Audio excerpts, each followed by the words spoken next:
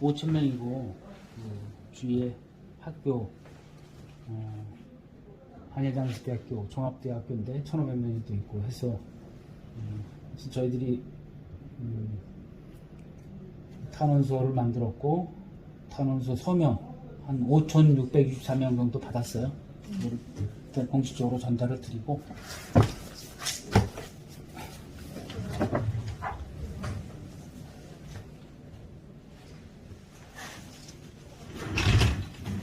한 3번 개인 시위까지 하면 4번 정도 했어요. 했고 또 우리 주위의 동네에서도 2-3번 정도 하고 탄원서는 각 대학교 어린이집 또 주위에 파크골프장 편백숲 이런데 그다음에 이제 주요 기관으로 전북지방환경청에 지금까지 하면 한 10번 이상 그렇게 이제 탄원서도 제출을 했습니다. 근데 2년 지금 3개월 정도 지났는데 이제 막바지인 것 같아요. 지금 이제 그래서 최종 환경부까지 이렇게 지금 찾아와서 시위도 하고 주민들의 어떤 열망을 알리고자 이렇게 탄원서 제출하고 이렇게 왔습니다.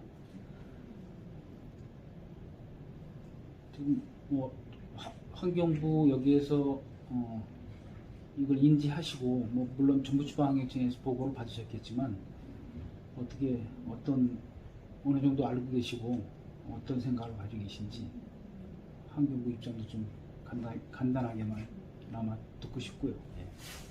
인지하고 있고 이 부분에 이제 정일환경권에서 대해서도 이제 인지는 하고 있었고요. 그리고 이제 다만 법적으로 다 이제 아실 거예요. 그러니까 이제 저희가 이제 법적으로 따라가는 절차들이 있긴 있는데 이제 그 최종적인 그 결정권자는 환경부는 사실 저희 정책이나 제도를 만드는 곳이고 그 전북청장이 결정을 하시는 거거든요. 이 적합 여부 판정에 전북청장 그렇죠. 예, 그래서 근데 거기 그 청장님이 청장님 판단하시는데 청에서 판단하시는데 저희가 이래라 저래라 할 수 있는 입장은 이제 아닌데 그렇죠. 예, 다만 저희는 그 관련해서 이제 주민들의 우려라든지 이런 부분들을 이제 충분히 처치를 하고 한번 이런 제도 개선이나 이런 게 필요한 것들이 있으면은 그런 것들을 이제 개선해 나가고자 이제 하려고 하고 있고요.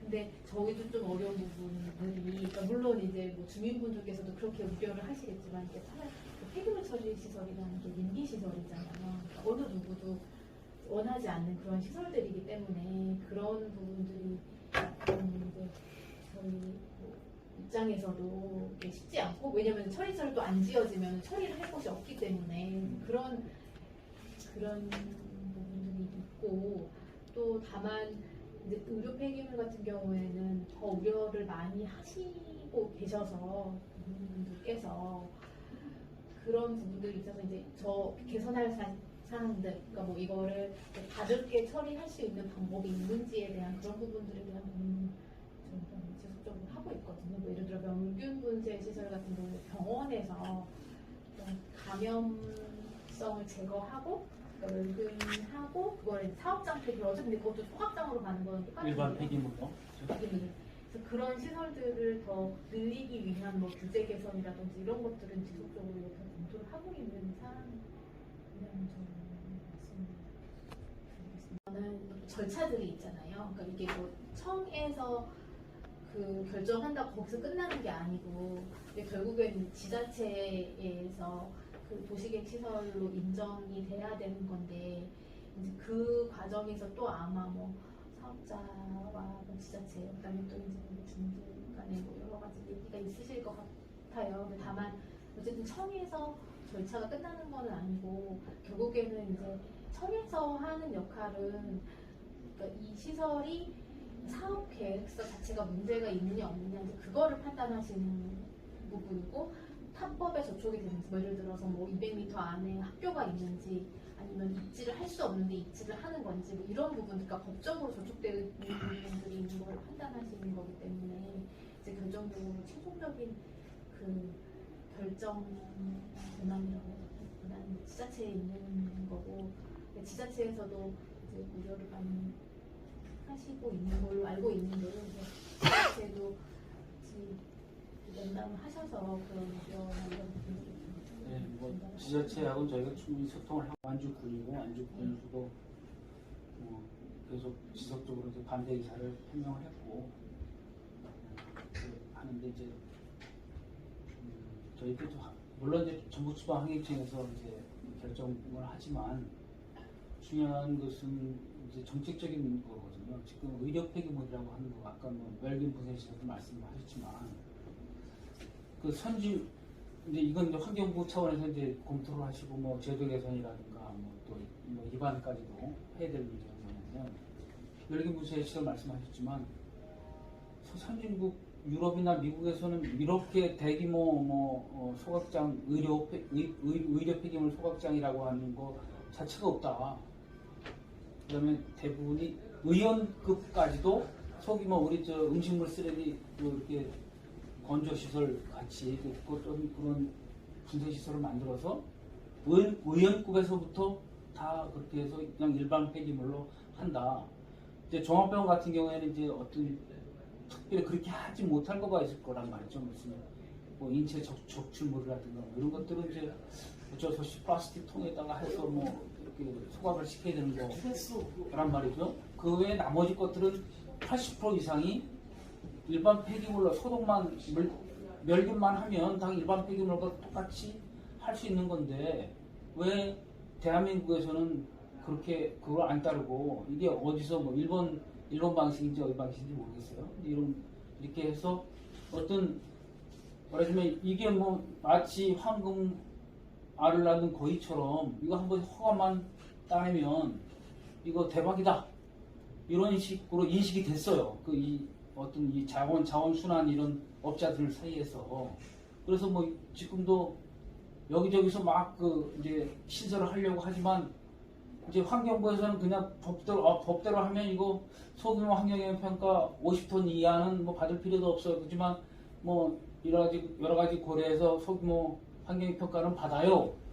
거기서 뭐 통과되면 거기서 검토되는 것들이 이제 어떤 한정이 있잖아요. 뭐 주민 의견 수렴하는 거가 의무도 아니고 그냥 참고사항일 뿐이고 뭐 그렇게 되다 보니까 이게 대부분이 또 그냥 이렇게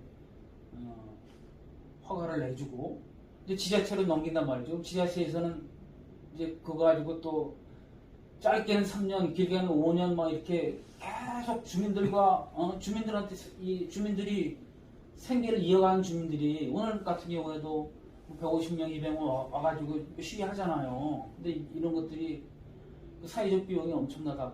누가 뭐 세금으로 이거.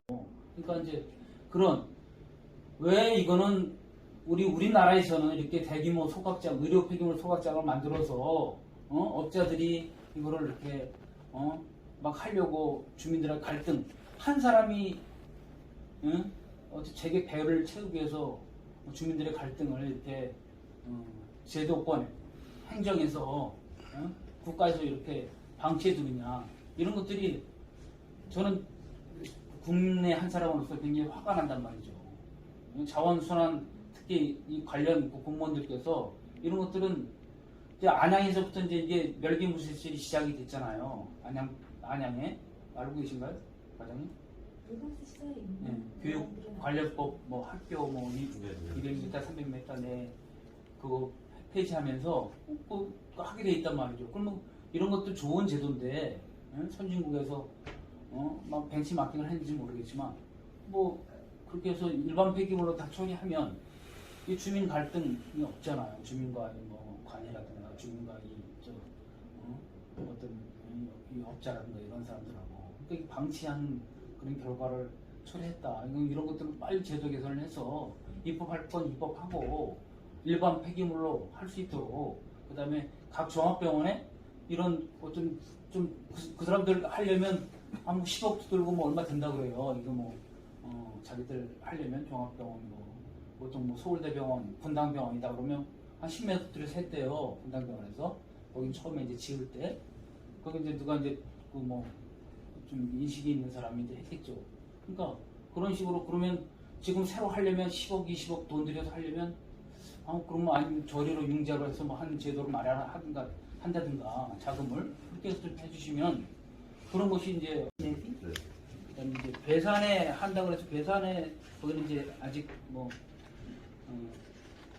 그 원주지방행정에서 허가는 했는데 그 지자체에서 하도 뭐 반대가 심해가지고 거기는 이제 3년 동안 뭐 이렇게 하다가 이제 또 그게 사업 계획 자체가 취소되는 그런 이제 그래서 거기 성공적인 그런 어떤 사례인데 그 부산 같은 경우에는 이제 이 환경청의 그뭐 증설 허가도 아직 못 맡은 상태예요. 그건 지금 뭐 10톤도 안 되더라고. 근데 바로 앞에 또 아파트도 있고 뭐 기장읍에 아파트도 많고 뭐 거기는 그 자체는 뭐그 공장들이 많이 있지만 그 주위에는 그럼 논산 같은 경우에는 농공단지에 이제 그 개선 증설 내지는 뭐 새로 이제 이렇게 리램핑이라고 할까 리노베이션 했더라고요. 그래서 이제 새로 지어서 뭐 하고 있는데 거기 SK 뭐 에코프렌트인가에서 인수를 하고 그러니까 이제 어쨌든 신설 최근 10년간의 신설은 하나도 없어요. 기존의 증설은 있어요. 근데 그런데도 우리 같이 이런 인구 사람들이 사는 뭐 반경 1km에 거의 4, 5천 명이 사는 그런데 한 없어요. 그런데 근데 이런 데에 뭐 법적으로 문제가 없을 수 있지만 이런 데 어떻게 소각장을 한다고 그렇게 하느냐. 환경부에서 설사 승인을 한다고 해도 지자체에서 막을 텐데 그러면 환경부에서 알아서 좀 지자체의 갈등이 없게끔 여기서 앞으로 3년 5년간 또 싸워야 되잖아요. 그러니까 이제 환경청에서 기술적으로도 문제가 분명히 있을 거란 말이죠. 지금 자원순환과에서 이제 평가과가 아니기 때문에 뭐 어떤 기술적인 문제 이런 것까지도 검토 다이옥시라든가 여러 가지 뭐 여기 냄새 나는 거라든가 나중에 초정물 처리 뭐 등등해서 이런 것들로 인해서 좀 이렇게 환경청 뭐 중부지방 환경청에서도 그렇고 환경부에서도 뭐 어떤 지도 감독을 할 때 뭐 어떤 할 거 안 할 때 이렇게 좀 지역을 좀 구분해 가지고 이렇게 좀 지침을 내려주시면 어느 정도 좀 그런 것들이 비상 그런 지침은 없고 다만 뭐 폐기물 소각장이 필요하다 필요하지 않다라는 지침은 없고요. 없죠. 그리고 폐기물이 과다하게 발생해서 처리할 곳이 없을 경우에는 그거를 그냥 일반 소각장에서 처리할 수 있도록 하는 그런 예외 규정을 만들어놨어요. 그런 일반 그런 규정도 있는 거네요. 네. 그러니까 일반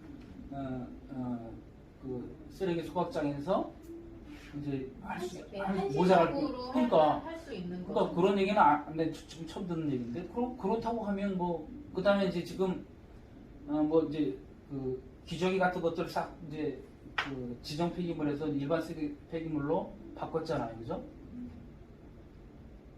그죠? 그래서 이제 지금 전국에 지금 지금 가동되고 있는 13개 소각장이 있는 걸 알고 있어요. 13개입니까? 14개입니까? 13개.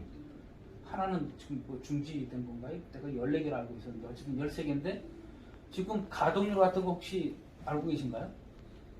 가동률 지금 네, 알고 몇 프로 있어요. 정도? 파악하고 대충 있습니다. 몇 프로 뭐 70% 넘나요? 최근은 90% 전후에서 지금 왔다 갔다 하고 있는데 90%? 그러니까 전국 평균으로 전국 평균으로. 지역마다 좀 편차가 있는 편입니다. 그러니까 제가 이제 장흥에 갔더니 거기 2개가 있어요. 다 해서 뭐 한 40톤까지 한 전체가 86톤인가 그렇더라고요. 1기 해가지고 2기는 두 번째는 이제 그 최신 시설이고 1기는 이제 해서 있고 지금 중단하고 있더라고요. 왜 중단하고 있냐?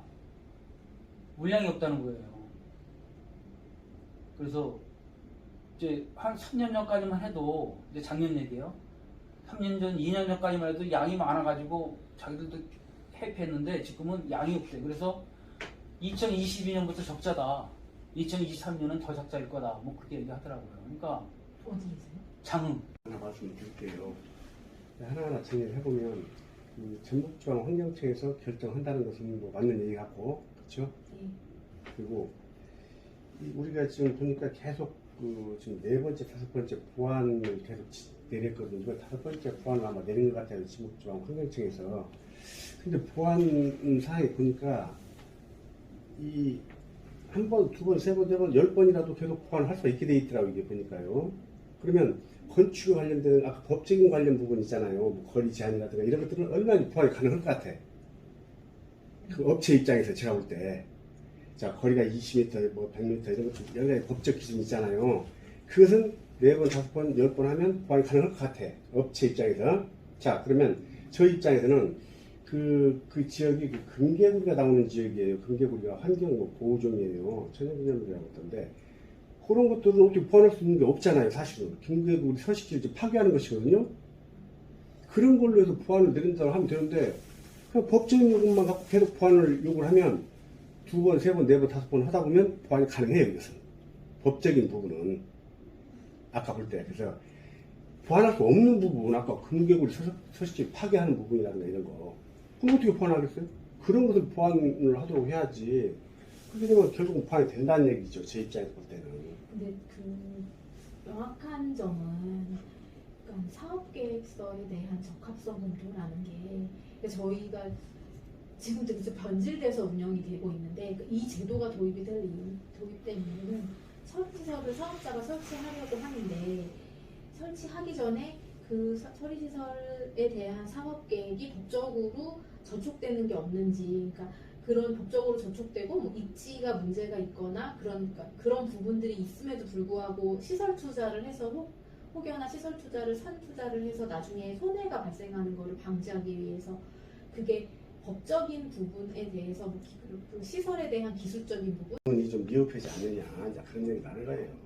이제 법적인 기준 말씀을 하시니까 25년 동안 이제 지금 자원골제 하신 분의 이분이 그 전일환 지금 대표가 건설 폐기물 그 자원 순환골제 분쇄해가지고 이제 하면서 뭐 환경부 장관상도 받았어요.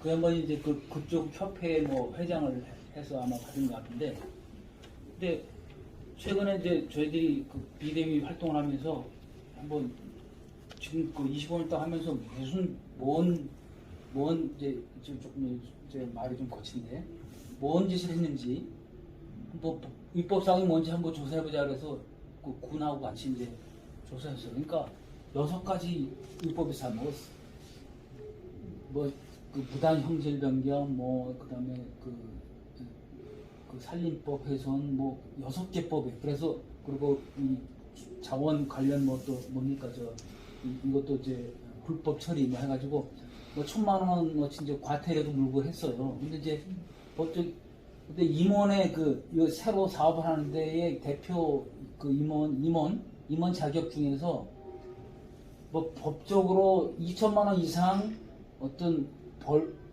벌금입니까? 그거를 공식적으로 이렇게 이제 최종 판단을 해서 그 위반한 그런 2천만 원 이상의 벌금을 물지 않으면 뭐 이 대표이사의 그 어떤 임원의 자격 중에 뭐 관계 없다고 그러더라고요. 그러니까 이제 아무리 뭐 이 현행 그 지금 그 건설 폐기물 그거로 인해서 유법 사항을 했다고 하더라도 뭐 이건 또 별개다. 뭐 그렇게 이제 그래서 그런 것들도 좀 아주 그 자격 임원의 자격, 대표의 자격도 조금 엄중하게 좀 했으면 좋겠다. 좀 그런 생각이 들거든요. 국회의원도 100만 원 이상 그거 하면 안 되잖아요. 근데 이건 왜 2천만 원이에요? 너무 형평성에 맞지 않잖아요. 그죠? 아까 말씀드린 것처럼 저희 요양원이 뭐 150, 뭐 140m 정도 인근에 있다 보니까 드리는 여쭤보는 말씀인데 아까 기술적으로 또 법적으로 문제가 있는지에 대한 검토를 하신다고 했잖아요. 근데 그러면 그 소각장이 들어서는데 인근에 뭐 학교 또는 뭐 요양시설이 몇 미터 이내에 있으면 그게 안 되고 하는 기준이 있나요? 학교는 제가 정확히 기억나요. 학교는 돼요. 200m 그런다고 하면 뭐 대단히 아파트 단지 옆에다 지어도 문제는 없겠네요. 그러면 법적으로 그게 만약에 명시가 안 돼 있다고 하면 그러니까 그런 부분은 이제 청에서 이제 그 탑법, 이제 지자체가 관리하는 그런 법에 대한 저촉 여부는 이제 청에서 이제 지자체에 의뢰를 하거든요. 네. 지자체에서 그 관련 법들 담당자분들이 쭉 여러 명 있을 텐데 그분들이 그 시설 위치가 본인이 담당하는 법과 뭐 거리나 그런 환경에 문제가 있는지 없는지를 검토해서 그 결과를 이제 청으로 다시 보내주는 거 있거든요. 지금까지 그게 문제가 안 되니까 계속 지금 소리가 들어가는 것 같아요. 근데 학교라고 하면 이제 아이들을 보호하기 위한 거잖아요. 요양원은 노인이잖아요. 200m도 안 되는 거리에 요양원이 있는데 제가 봤을 때 이건 제도적으로 좀 바뀌어야 될 것 같아요. 만약에 그게 법적으로 지금 요양원에 해당이 안 된다고 하면 좀 제가 정책 제안을 좀 하는 겁니다. 네, 그래서 그 부분 같은 제가 좀 말씀드리면 학교 같은 경우는 이제 학교 환경에 관련된 그 교육부 관할 법에 교육법. 그렇게 나와 있기 때문에 그런 거고 만약에 요양 요인시설이나 이런 다른 의료기관들 해당된다면은 그것과 관련 예를 들면 뭐 노인복지법이나 뭐 이제 그런 부분에서 그런 부분들이 추가가 된다면은 명확하게 그런 시설 근처에는 폐경 처리실 못 들어오게 되지 않을까 싶습니다. 근데 다만 이제 그런 거를 저희 환경부 이런 뭐 폐기물 관리법에서 탑법의 그런 영역을 다루는 그런 거로 좀- 검토하시잖아요. 네.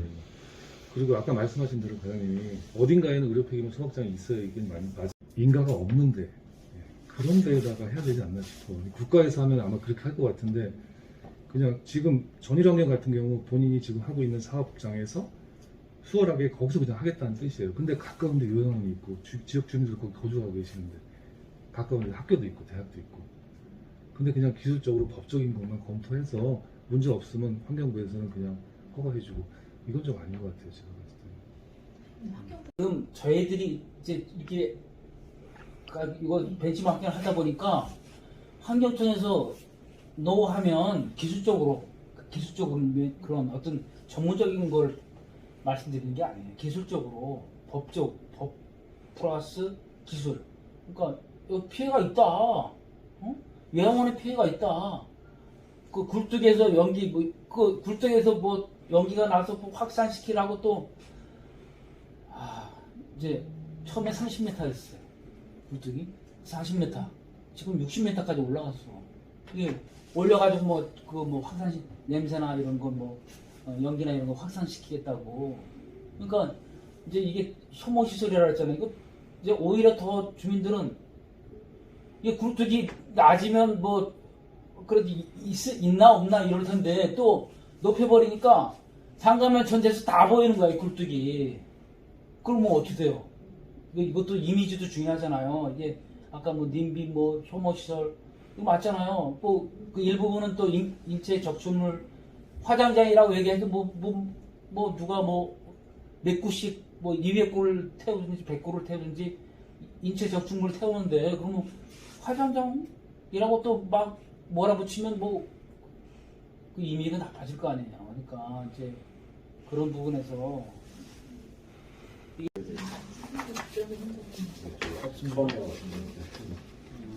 뭐 원하는 답변 드리겠습니다. 예. 제 그러면 제 주소를 하나 적을 테니까.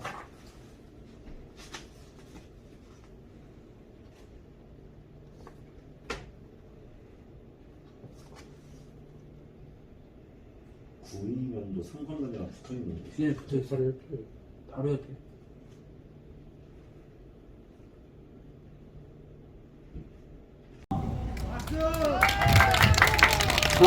환경부 자원순환과 과장을 만나고 왔는데 저희들이 요구사항도 탄원서를 제출을 했습니다. 5,624명 저명자 명단도 함께 제출을 했습니다. 여기 환경부는 허가권자 아닙니다. 하지만 전북지방환경청에서 결정하는 데 있어서 어떤 자문 같은 것들을 잘 해주십사 하고 부탁을 드리고 왔습니다. 사업계획서가 만약에 이것이 적합 부적합 판정 단계인데 적합하다라고 했다고 하는 것은 법적으로 적합하다고 하는 것이지 이 의료 폐기물 소각장 건설 자체가 어떤 승인됐다, 허가됐다고 하는 것은 아니기 때문에 어쨌든 여러분들 하지만 우리는 전북지방환경청에서 부적합 판정이 나도록 여기 환경부까지 왔습니다. 끝까지 우리가 승리하는 날까지